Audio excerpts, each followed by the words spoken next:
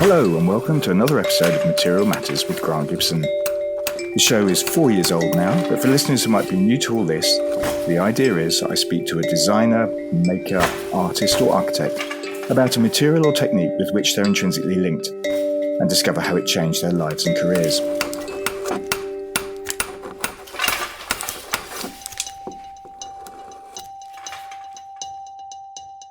My guest this week is the Dutch product and furniture designer Ineke Hans.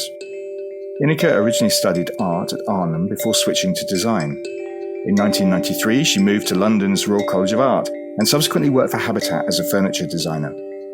By the end of the decade, she was focusing more on her own work, and since then, clients have included Ahrend, Arco, Iittala, SCP and Magis.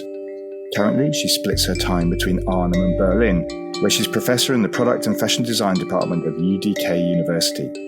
Most recently, she has created Rex, a sustainable and recyclable chair for startup company Circuform, which has won a slew of awards, including Product Design of the Year at the Dutch Design Awards. As you'll hear, the product has a bit of history and is a piece that perhaps points the way forward for the furniture industry. Ineke, thank you very, very much for doing this. Yes, it's a pleasure to be with you, finally. Yes, I mean, I don't know how much of this listeners need to know, but it's been a long journey to do this.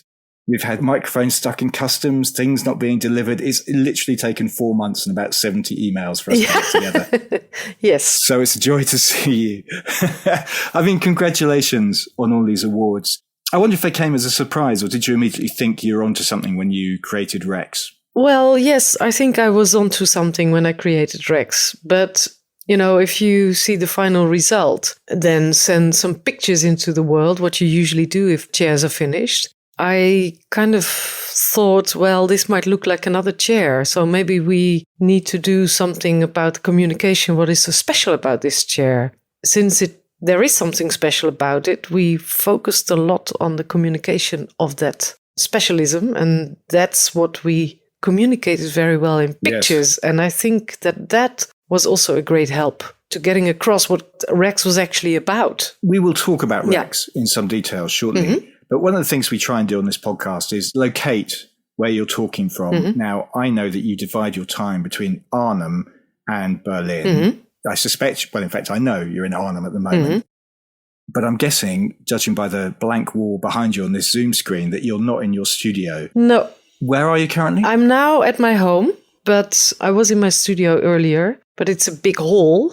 And since we needed a not echoey space for this, I thought, let's move to my home. Well, very sensible. Let's cheat in that case. Mm. What does your studio look like? Can you describe how you work? It's a mix of a studio space and a workshop space. It's a kind of a workshop space of about 100 square meters and a studio space of about 150. It's a huge space. Yeah, it's big. Right. It's enormous, but it has ended up more and more as a warehouse because there's also a lot of stuff that I've done over the years. And so there's also like 150 square meters of storage space in there. It's a lovely space. It's an old garage. It used to be a Toyota garage in the 70s in Holland and in Arnhem. And we managed to take it over about 15 years ago. And we built in some walls from old windows, very sustainable, and divided the space in 3 areas where basically the storage space is the buffer between the studio and the workshop space. So we have some silence, so we don't hear a circular saw or welding when you're working in the studio. Do you have that kind of equipment in your workshop in that case? Yes, there's a welding spot, there's a circular saws, there's sanding machines, we even have a kiln to fire ceramics. Oh, wow. Oh. And do you have a big team?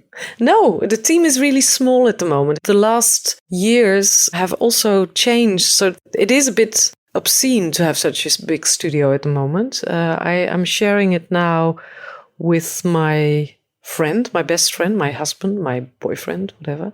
He's an artist, so he makes enormous sculptures, so he uses it as well. But over the last, 7-8 years, my practice has changed a lot. I have moved myself back to London, and then I moved halfway to Berlin in Holland, which meant that this studio space is something that I'm really thinking about what to do with it at the moment. I used to have people working with me in the studio, and before COVID, I started already to work much more with people on a kind of online situation. I've worked with some of my assistants for like 12, 17 years, and one guy's from France, but he's living somewhere else and in Holland. I usually work with him online, and that works really well. And the situation of having to make the models that I really did in the beginning a lot, and for which the workshop was also really necessary, has changed as well, because most of the time the companies that I work with would like to do the models themselves, because in the end they also have to produce them. And then it is a bit silly to make these super professional models or one-to-one scale models in the workshops. So it is a bit of a think what to do with it. It's a luxury to have that space. Do you also have a place in Berlin? Yes. You have a studio there too? Yeah, small. That's super small, but right. That suits me really well. And it also makes me think if it is so necessary to have a big space. The biggest problem is that there is a lot of storage at the moment. I'm like a bit like a young puppy that takes everything home. Yes. You've just designed too many projects. I find it very difficult to throw things away. Yes. Yeah. I mean, in your CV, Ineke, you describe yourself as a critical designer. Can we define that? What does critical design mean to you? I start most of the time with always questioning why.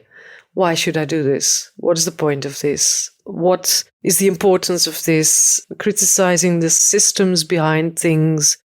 I'm not such a good designer that you ask me to make a sofa and then I'll come up with a sofa. I'm really much more looking at how society is changing. What do we need? What kind of products do we need? I think that all designers will say that they are critical. I don't know. I hope that. I'm not such a good designer to design a pink cushion for your sofa or something like that. I'm really more and more interested also in change the systems behind how products come into the world. If we want to get to a circular economy, we might have to also rethink economic systems. And these kind of things I am very interested in as well as a designer, how to deal with that and how you can influence that. I mean, that's quite interesting because I wonder if your thought process over the years has changed. I mean, were you thinking that, for instance, when you were designing an award-winning garlic press? Yes. Not about an economic system, but right. Yes, I was thinking, why should the question was actually this was for a company called Royal VKB, and they invited people to think about objects for the kitchen. And basically, if you look at garlic presses, it's basically people, if they start to design it, it's another squeezer. And I thought, well, it's all very interesting. But the problem with the garlic presses is that there's always stuff in it. Even if I have a dishwasher, there's still a lot of stuff in these garlic presses. So maybe I should design one that is easy to clean, and one that, if I have my hands to it, it's also made from a steel that takes away the smell of garlic presses. So I really did think, like, if you do a garlic press, what do you actually need? The first question was like, why? What is a garlic press? What is wrong with the garlic presses that we know? And how important are materials, or have materials been to your process? It is. Yeah, it's always been.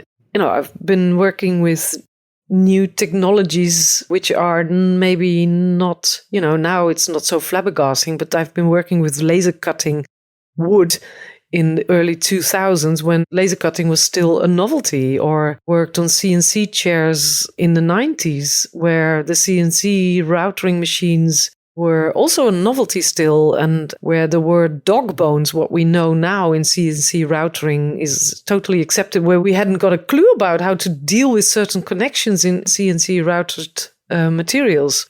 Yeah, so I'm triggered by new materials, new technologies. I'm not an expert in super high-tech stuff, but I'm also very much interested in how our lives change and how our ways of living are changing. An example that I often use is 50 years ago, we were all coming home and eating as a family at the table at 6 o'clock or 5 o'clock. And nowadays we come home and the father is at the football game, the son still has to do something else, and we eat in front of the television. So it means that our lives change, and it means also that we have to design for that in different ways. Interesting things nowadays is that we order so much online. It means more or less that furniture designers are asked to design furniture that can be delivered through a letterbox, you know? The way we live, the way our society changes means a lot for how I, as a designer, have to design and what I design. I mean, I was interested to learn that you've been working with recycled plastic for quite a long time, really. Yes. Because obviously Rex, we'll get into, is recycled plastic, but you were working with recycled plastic in the late 90s when you did a piece called Ordinary, which is a square top table and stools made from wood effect recycled plastic. Yes. And the interesting thing then was also, I found that material because it was used in the waterworks in Holland along the canals. And it had a very nice pattern on it, which looked like a wood grain. So I made furniture out of it, and I liked it so much that it didn't look like recycled plastic. I know at that year or 2 years before, there was Jane Hadfield in England who had been working with made of waste. We've just done a podcast about made of waste, or smile plastics, technically. Yes. I thought that was really super nice. But the material that I found was a material that did not look so clearly as recycled plastic, because it looked like one solid kind of plank. And the wood grains that what looked like a wood grain came about because the plastic was poured into some kind of tube, and the slow flowing pattern made a kind of wood grain structure. So people didn't really recognize it as plastic, and still don't sometimes. And the funny thing then was that people say, oh, wow, that's nice. It's plastic and it can stay outdoor and it's so heavy and it doesn't blow away from your garden. And nowadays people say, oh, it's recycled plastic. How interesting. So the perception of plastic and being recycled has also changed a lot over the years. Shall we talk about this fascinating chair of yours, Rex? Well, yeah. Yeah, I think so. That you've designed for Circuform. It featured in the Material Matters Fair last September, and as we mentioned, has won a fistful of awards. But it has a bit of history, doesn't it? It's based on a design you worked on for Ahrend over a decade ago. Yes. How come it took so long to get to the market? Well, that has a long story. The situation was that I had at one point a conversation with the director of Ahrend, and he asked me what I thought about Ahrend, and I told him all kind of things, and I thought it was very odd that they had these fantastic chairs from Friese Kramer, which is in Holland. It's a kind of chair that everyone in Holland has been sitting on. And that is a kind of icon, but the type of furniture that they were doing at the time, when I spoke to this guy, was very much like what any Tom, Dick and Harry does, kind of office furniture.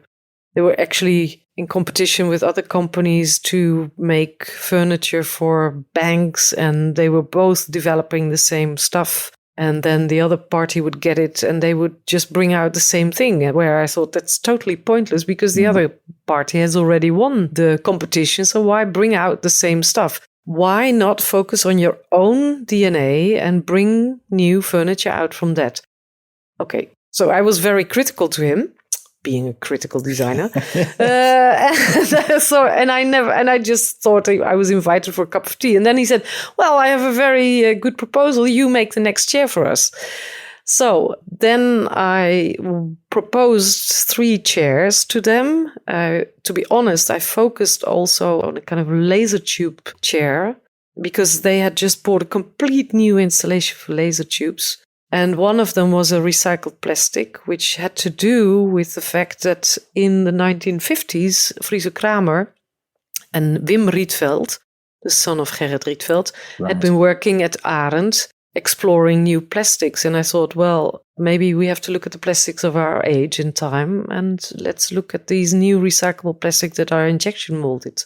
And then Ahrend chose that chair, and then they made some molds, but it's a long story, actually. It came down to the fact that they never thought that I would make an industrial produced chair. They basically thought that I would do a kind of concept chair and that was it. And then suddenly it hit off.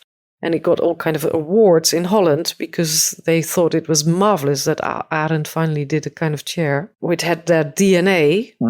And all kind of companies started to order it, and then they couldn't deliver because they had invested in a very bad mold. So this was really bad for me because I finally could show that I was able to do an injection molded chair and technological stuff. There's an interesting quote from you, which I think I read in On Office, possibly, or maybe Disegno, where you wrote that it was important because it proved a woman could do an injection molded chair. Oh, yes, I said that once. Yeah, there are not so many women who can do injection molded chairs. Why is that? Grant? Why not? I don't know. Maybe men are better in technical things. Interesting. I don't know. At least for me, it was a very big thing. And when it didn't work with Ahrend, I was super disappointed because it was also something that if you do one of these chairs, it could be a kind of step for doing more of them. We did stay on speaking terms, and they once said, well, if you find another producer, that's fine. And then the guys of Circuform contacted me. Yes, so how did that relationship start? They just phoned you up or emailed you or something? Yeah, that was a really odd situation. One of the guys is a total injection molding freak, nerd, and the other one is a guy who knows everything about distribution of furniture. And they came to me and they asked if they could invest in that chair and if they could make it as it was planned to be. And then I thought, Ahrend told me that if you find a new producer, you can have it. So it basically meant that they have to make completely new molds. They had to invest for €2,500 into molds. In the meantime, the technology of recycled plastic had changed and moved forward also, so it gave different opportunities. And we got in touch with a company in Italy who had worked out completely how you could work with recycled plastics in injection molding, but also get the whole distribution behind it, how you could deal with that. Because, it's very nice to say it's made out of recycled plastic, but you have to find ways to get the plastics back, and you have to find ways to clean the plastics that you want to work with. And if you want to make a chair out of the recycled material, you need to be sure that it is as strong as the chair you were producing in the first case. You have to allow in the construction a certain amount of pollution so that the legs of the chair are strong enough to hold a person. It's quite a thing to create a piece where you can sit on from a recycled material. You can make a chair out of plastic and say it is recycled, but to make a chair out of recycled material and do that again and again, that's another story. Well, that's an interesting one because it seems to me, and I think you've said this in the past, that scale is quite important to you on projects like this. In other words, you're not just making, I say just, but you're not making a craft product. No. You're making something at an industrial scale. Yes, it is an industrial scale. And it's also, in fact, a chair is also another scale. I have in my studio for a long time a tee from a kind of biodegradable plastic. And a tee is something you stick in the grass and then you play golf and you hit the ball. And it is nasty that it stays in the grass, but it's kind of okay that it's biodegradable. But if you want to use these kind of materials for a chair, and if you want to sit on it with a swimming suit on, that you don't want that, yeah? So you need to look at other material that is also kind of has a long life. But you also, if you make a chair, you have to have a scale where enormous amount of powers are getting onto it. So you have to sit on it, which is with a T completely different because it's a small object. That is a scale. And then the other scale is, of course, also the industrial production. And for that, you need to have a really, if you want to work with these recycled plastics, you need to organize that very well behind the scenes. And the recycled plastic that I started to work with 25 years ago in Holland was a recycle scheme that is still going on. It had to do with plastics that were collected among the farmers. That's the black plastics that farmers use a lot. But this plastic that we are now using for racks is a PA6. Normally you would call this a nylon. There are as many plastics as there are types of trees. So to collect it, you need to make sure that you get the same granules together, and this is something you have to organize. So the company that we worked with for the injection molding had organized that, but also they knew how to get the clear purified granules, how to organize that. The nice thing was also that we were in the middle of Corona, and this company was usually producing for big companies like IKEA or Decathlon. And in the middle of Corona times, they could not produce because the shops were closed. So they had less production. So that was our big luck that they could make the mold for us in that time and started the trials on Rex and producing it. I mean, the other interesting thing about it is there's this notion of paying a €20 deposit. Doesn't feel that much to me, but a €20 deposit, which the customer gets back when they return the chair after use. Yeah. So to do that, are they setting up deposit stations? Yes. How does that system work? Well, I have to be a little bit more clear. It is actually basically thought for the contract market. Yeah. So, and of course, if you want, there's ways also to get it back. But the contract market has really a distribution network on its own. And as I was mentioning, one of the guys is an expert in injection molding, but the other one is an expert in distribution and getting products into the project market, into projects with like offices or healthcare or whatever. And for that, there's all kind of distribution points used. And these distribution points are also used to get it back out of the system. So Rex is the first deposit chair, the first Dutch deposit chair, we call it. And yes, we do realize that it is pretty tricky because this chair is made for a long time, so it could also go 50 years or even longer. And basically we don't want them back, you could say. But the reality is also that, especially in this contract market, there are a lot of situations where, although we don't like it, the chairs do get back or get out of the system. Like an example, if you have the Olympic Games, you need offices for 4 years or for 5 years, and then everything is taken down, and this is another situation. And in that case, these kind of chairs, and there is a lot of other situations in the contract market where this kind of stuff is a reality. And in that case, you get your money back. Basically, the money you get is the money for the material. In a way, we treat it as that the money you get, if we would have to buy virgin materials to produce the chair again, we would have to pay for the material. And what we do is try to keep the material in the loop. Just one thing, because if it comes back, it doesn't mean that the chairs are shredded. If they are okay, they will be cleaned and they will go back into the system again. So it depends what state the chair is in when it's returned. Yes. It can either be shredded and reused or cleaned up and go back into the market. Yeah. There's even situations like people don't like the color. So then you can change the back and the base and you can change some colors and things like that. If it is actually broken or in a really bad state, then it can go back and shredded and be used again. And behind that, there is a whole thought that maybe I could give a very short lecture on plastics. We are producing plastics since 1862, which is in 160 years. And the first plastics were bioplastics, so they were celluloids. And actually, the first plastics were really chic to make things that look like ivory or radios from bakelit or whatever. Yeah, absolutely. But when we started to mass produce plastics, these were all these chemical plastics. And what I found an astonishing number is that we have been producing 160 years plastics, and 50% of all the plastics that we have produced is produced after the year 2000. That's amazing, I think.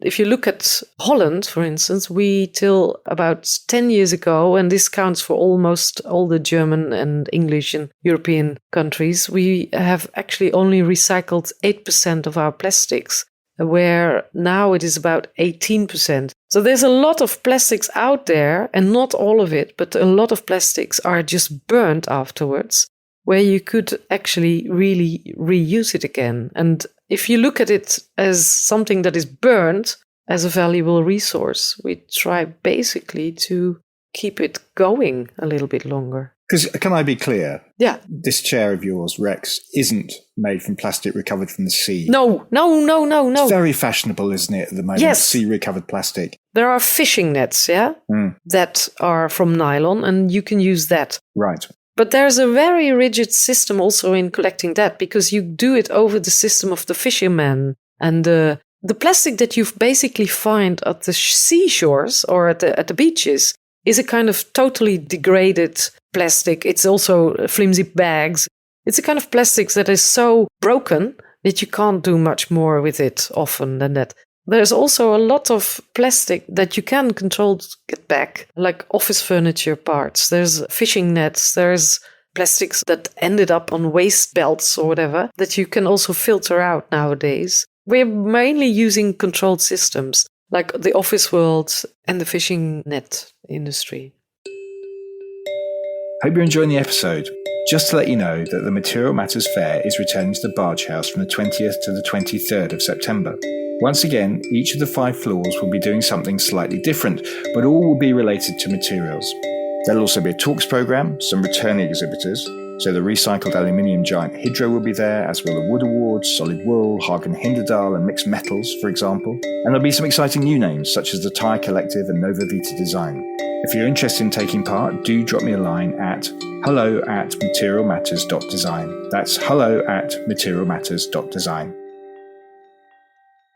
You have this profound interest in furniture, Ineke. Yeah. Which is interesting because it's something that maybe isn't as de rigueur as it used to be.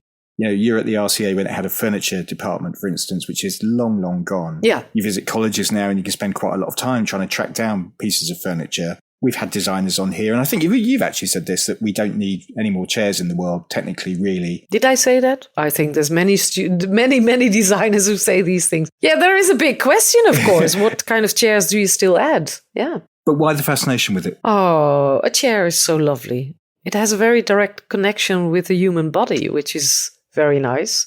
There's a lot of things also if we talk about how society changes. For instance, if there's new upholstery materials, then it's certainly very interesting to work with that, and that's nice on chairs. If you have, look at how we have gone through Corona and suddenly all this kind of home working came up and suddenly we need different type of chairs for that. I don't know, chairs are just characters. We first met properly in about 2015, I think, when you're in London at the time. And you set up a series of salons for which you got some funding from the Dutch Creativity Fund, I believe, to investigate the future of furniture design and the changing position of the designer. Yeah. Why did you decide to do that research at that point of your career? Well, that had very much to do that I have been working on furniture for at least at that time 20 years. And I saw that things were changing, especially for furniture. Basically, things like offices were getting smaller because of the costs of office spaces also. Flex workplaces came up. In a big city like London, people commute into work for a long time, which means that they also start working already on the tube, on their laptop. So the workspace and the furniture that goes with it changed a lot. We used to have offices where we had cupboards and desks and swivel chairs, and most of the desks are gone nowadays. It's stored in our computers. So furniture is, in that perspective, different. That was also one of the reasons why I went back to London, because that was also under magnifying glass that, the spaces are getting more expensive and more small, which also meant that where my grandmother would have a writing desk and a dining table and a kitchen table and so on, that would all become the same table. So the table where I have my breakfast on in the morning, I open my laptop and start working on an hour later, and it's all the same desk. That means that furniture changes, but also that there is less space for furniture and less money for furniture. And that we have also a generation of people a younger generation that is not so interested in possession anymore. Basically, also they can't afford classic things like houses, cars, and maybe furniture anymore. There's an abundance of secondhand stuff, which is also still working very well. Then there's the whole situation of online buying, and it all means a lot for furniture. And that means that furniture has to be designed, how it's been sold, how it's been looked at, and how it's been used was, in my opinion, changing a lot, or there were a lot of changes coming up. And that's why I wanted to look into that and wanted to go to do that in London, because as mentioned, it was for me very much under a magnifying glass. In Holland, we didn't have these kind of discussions so much yet about that spaces were too expensive and too small, but that was already going on in London for a long, long time. Yeah, so I wanted to do that not only with designers, but also with journalists, with manufacturers, with shop owners, and discuss all kind of topics around furniture with more than only one species out of the furniture world. But presumably the pandemic has modified some of your findings or maybe accelerated them. Yeah. Well, the online working has been totally normal now, I think. At that time, it was still a little bit exotic. You mentioned already that when I was studying, there was a furniture design course. All these kind of furniture courses have also disappeared because I think the position of furniture is, although you wouldn't say so because it's still produced a lot, we do need a little bit less of it. You know, the emphasis on furniture is less than we have. The way we deal with our houses is pimping it up with accessories a lot. So most of the courses have now turned into product design courses and accessories and stuff. Yes. It doesn't necessarily feel that way when you're wandering around the Milan Design Fair or in Nay, Cologne I know. Or Matet or, yes. Yeah. I've done a bit of research on you over the past few days, and it's very hard to find much in your background. Oh. I've seen a couple of throwaway comments about you growing up on a farm. Your parents didn't want you to go to art school. Is all that true? I didn't grow up on a farm. And my parents are from farmers. And so I was a lot with my grandparents who were basically farmers. My parents were not so keen on me going to art school. For a long time, I told my parents I wanted to become a vet. That's what they really liked, because from farmer backgrounds, this is something sensible. So what did they do if they weren't farmers? My father he turned out to be an architect in the end, and he designed the house that I was born in. Interesting. Yes, but he started a bit as... it's a long story. Basically, he came to the village where I was born, being a kind of a jack of all trades, working at the council. And because he was he had a background also in building and technology, they asked him to design the new areas in the village. So all kind of new houses were built in the 60s, and that's where I was born. But because he wasn't officially an architect, after a while, the rules and regulations were getting different, which meant that he had to deal with everything that had to do with building, but he couldn't do the architecture anymore. That was how a country goes into more and more regulations. And my mother was a housewife. So he was an aspiring architect in some ways. Yes. But he didn't approve of you taking a similar route. Well, no, because they didn't connect with the world of art schools. This was for them a completely weird world. Basically, if you go to art school, you end up like a junkie and with long hair and you're going down the drain. That was their perception of going to an art school. Yeah.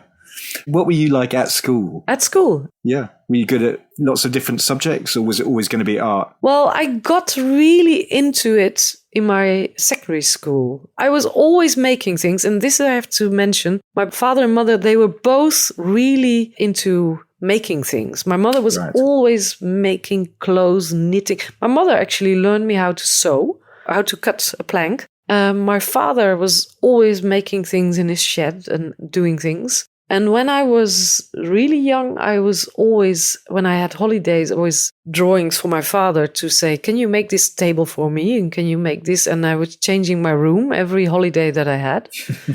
And when I was in secondary school, I got, in Holland, they call it handwerken. It was kind of like art courses. And I got really carried away with it. And I had a very, very, very inspiring teacher who basically triggered something. And that's when I thought I want to go to art school. Right. And then I started in the art department. I wanted to become a sculptor because I couldn't paint, I thought. And very quickly I found out that I didn't want to be in the sculpture department because I like to think about people and how they behave and things like that. I was very short in the sculpture department. Design was immediately the option you were going to take. Yes. I think after half a year in art school, I was already in the design department. Right. And can you remember there's a moment where you were in the sculpture department and you thought, I've had enough of this. I'm going to do design instead, create furniture and things? Well, yes, because it wasn't really a sculpture department. It was a paint department and I couldn't paint. You know, I came from a school where I had learned a lot of theoretical stuff on theory on art as well. And,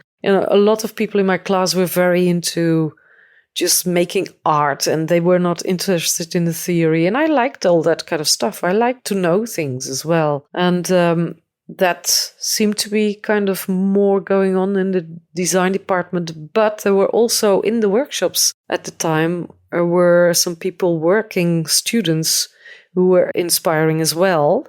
And they also became kind of the forerunners of what was very important later on in the Dutch design world as well. So we came up to droog at one point, but before that there were also some other kind of movements in Holland, and these people who were in that, they were in the workshops at the time that I was at art school, and I thought, this is what I like. I like this vibe. I like the stuff that they are discussing. And then you came to London. Yes. After you finished at Arnhem, to the Royal College of Art. Why did you decide to do that? Oh, well, when I came out of art school, I had quite a lot of exhibitions, but didn't realize that that happened a lot with people who just come out of art school, and that the second year is a different cup of tea. But it was not going too bad. And I had done an internship also in Holland with a Czech designer called Božek Šípek, who was at that time quite well known. He worked also with Vitra and companies like that. Now people don't know so much about him anymore. He's quite postmodern, wasn't he? Yes, very postmodern indeed.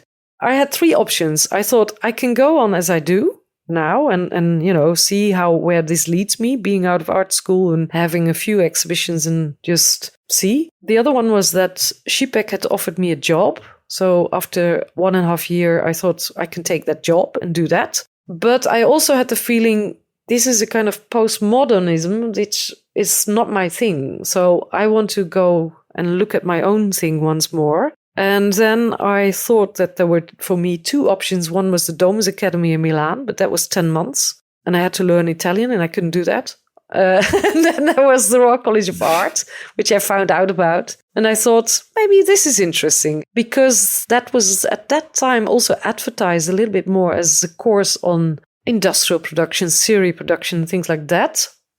And because I came from a very conceptual, more art kind of way of making furniture and products, I thought this is maybe a very good choice for me. And what was it like coming to London in the mid-90s? Presumably Britpop was having its moment, the YBAs were in full flight.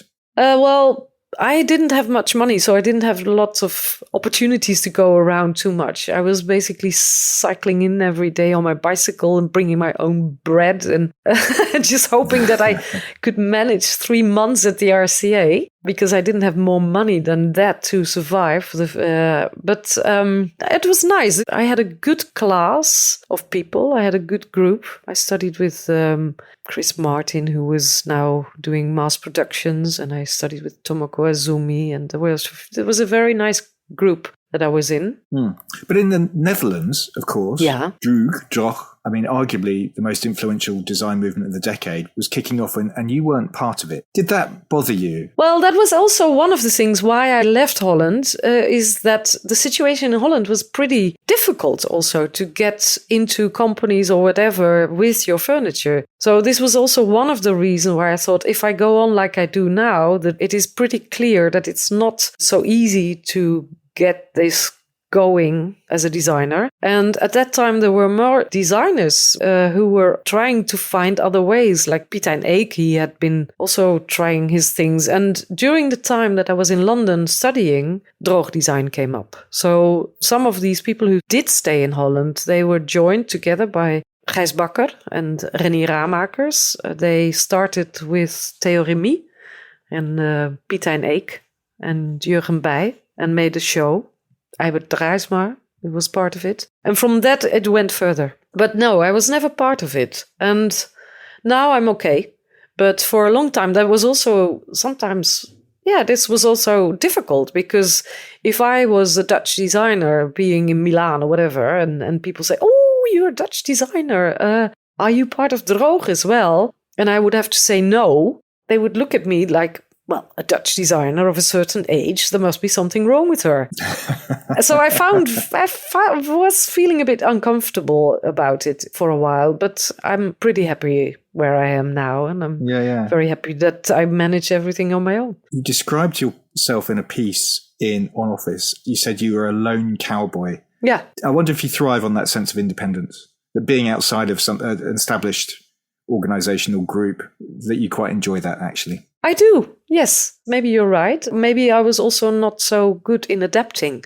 We started to say that I was a critical designer, but my basic first question is always why? And why should I be part of it? I'm always a bit critical also to jump into big news. I'm always thinking, Well, I have to find out myself first what I think of this.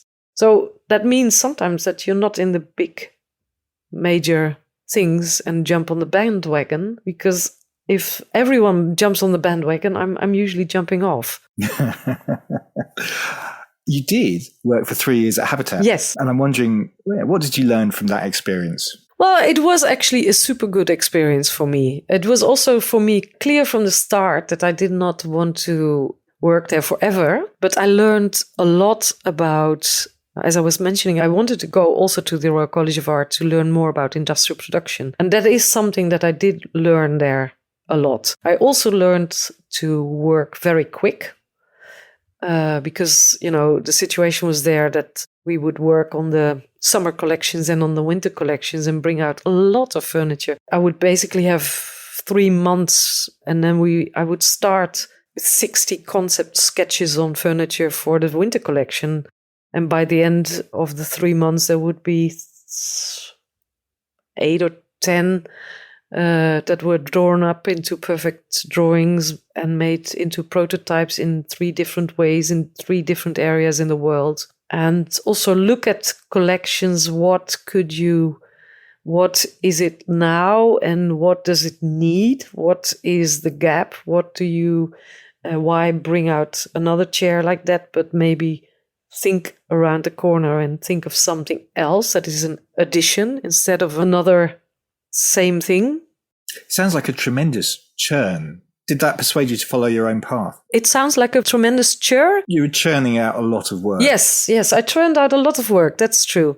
So that's what I learned a lot also. But it has been really good for me. But it was clear that I didn't want to do that forever. I always thought I want to do my own stuff. I want to do my own work. So the first year I was so completely numbed or just dead by all the work that I had to do. And also overwhelmed by the work and the type of work at Habitat that I didn't manage to have much time to do my own things. But in the last of the years, I brought out my ordinary furniture and showed that in London, in the tram shed of all places. Which is where Vitra now has its showroom. Yes, and where there was this restaurant. And at that time, it was a very empty, scruffy place. Mark Hicks used it as a restaurant, that's right, with Damien Hirst sculptures in there. Yeah. So I had my first exhibition in there. I organized it myself there. Reading all the research about you, there are a couple of phrases that crop up reasonably regularly.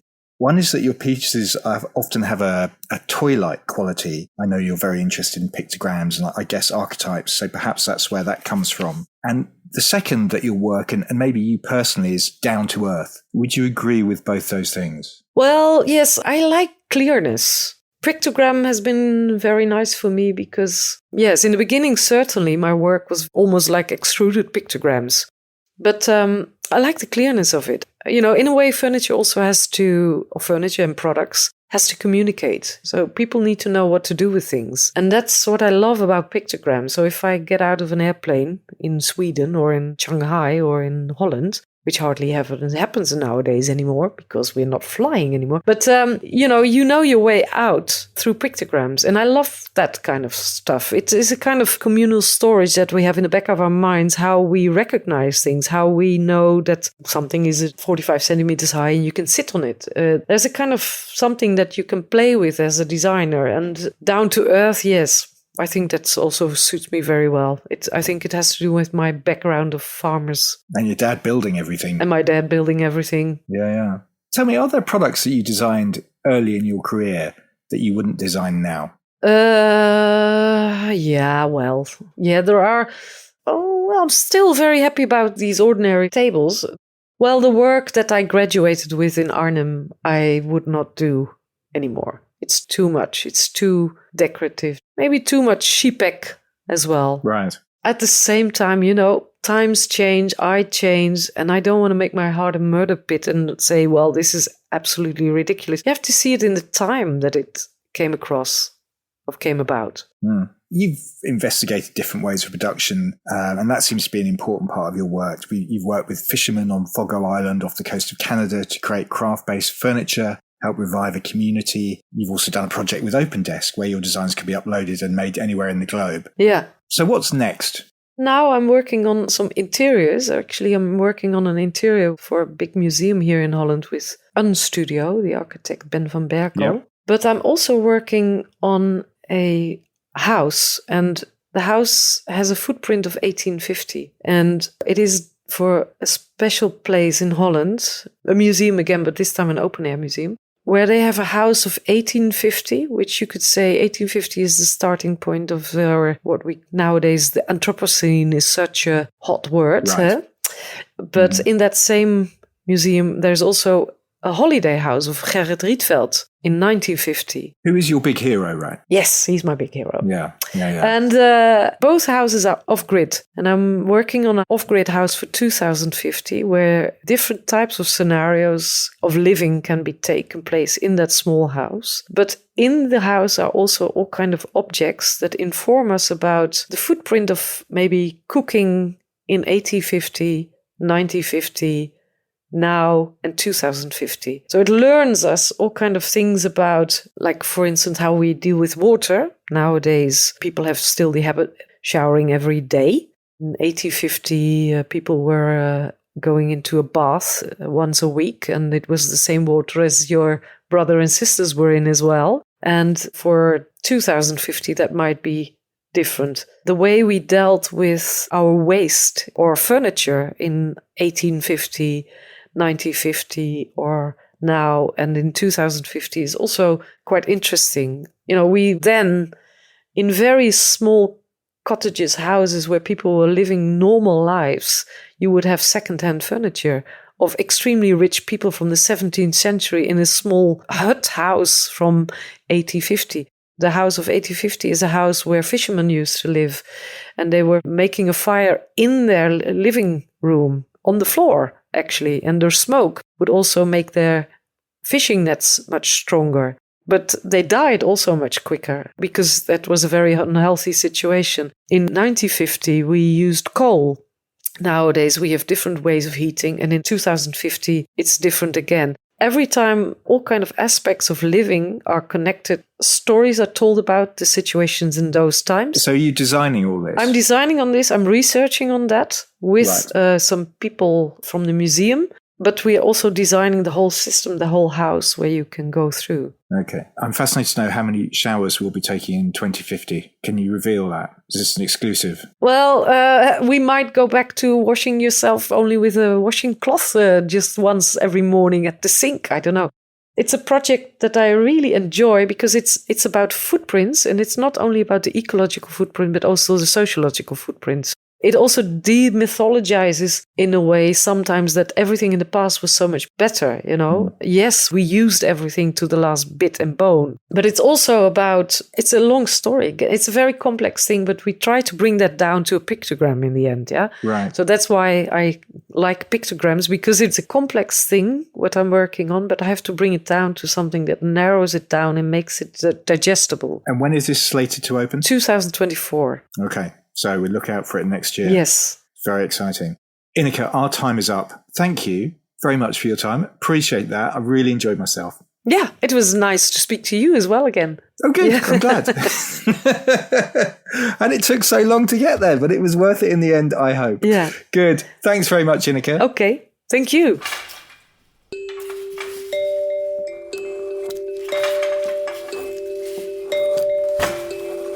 To learn more about Ineke, go to inekehans.com. As ever, there are images from the interviews on our Instagram page, materialmatters.design, and you can find all the podcasts that I've done, sign up to our newsletter, and lots of other stuff at materialmatters.design. Finally, this is really important too. If you've enjoyed listening and want to see this podcast flourish, then please rate and review on Apple Podcasts or wherever you listen to this from. And it would make me incredibly happy if you went to my Patreon page and made a pledge at patreon.com/materialmatters. For as little as £2.50 a month, you can receive exclusive posts, blogs and thoughts from yours truly, as well as getting access to each episode before it's published to the wider world. Material Matters is a completely independent concern, and any help you can offer would be hugely appreciated. Ultimately, you'll be helping to take the message of the importance of materials, skill, craft and design to a whole new audience. I'm away next week, so there'll be a very short break before I come back with designer and artist Paul Coxidge. Thanks very much for listening.